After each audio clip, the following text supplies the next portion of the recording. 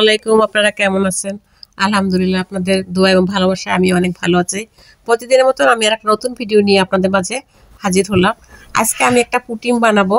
আমি যেভাবে পুডিংটা বানাই এটাই আপনাদের সঙ্গে রেসিপিটা শেয়ার করব। তা আমি এখানে একটা মিডিয়াম সাইজের একটা বাটি নিয়ে নিয়েছি, আমি ক্যারামেলটা বানিয়ে নিলাম। আর এখানে আমি 4টা ডিম দিয়ে পুডিং বানাবো। ডিমটা আমি একটা বলের মধ্যে নিয়ে আমি সুন্দরভাবে ফেটে নিলাম।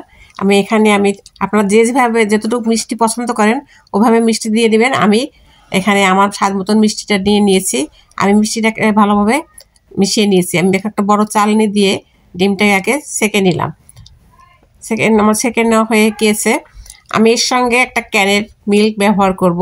এই যে আমার সেই মিল্কটায় পানি খাওয়া কাপের 1 কাপ এবং 2 টেবিল চামচের মতন মিল্ক হয়েছে। আমি এর সঙ্গে আবার একটু গরুর দুধের সঙ্গে অ্যাড করে জাল করে নিয়েছি, ওটাও আমি এর সঙ্গে মিশিয়ে দিব। আর দেখুন আমি আস্তে আস্তে ক্যানের দুধটা মিশিয়ে নিলাম। এই যে আমি এর ভিতরে গরুর দুধটা আমি 1.5 কাপ পরিমাণ গরুর দুধটা দিয়ে দিয়েছি, লিকুইড গরুর দুধ। আর আমি এখন বাটির ভিতরে আমার সেই সম্পূর্ণ পুডিংয়ের ব্যাটারটা ঢেলে নিয়েছি। এই পাশে আমি একটা পাতিলে পানি দিয়ে দিয়েছি এবং পানিটা গরম হওয়ার পরে হালকা গরম হওয়ার পর আমি বাটিটা সুন্দর করে বসিয়ে দিলাম এবং একটা বাটিটা যেন নড়চড় না করে এই জন্য ভারী একটা কিছু দিয়ে আপনারা চাপা দিয়ে রাখবেন। আপনারা পুডিংটা 1 ঘন্টা চুলার পরে রাখবেন, এরপর এটাকে নামিয়ে ফেলবেন। ঠান্ডা হওয়ার পরে এটাকে মোল্ড আউট করে দেবেন।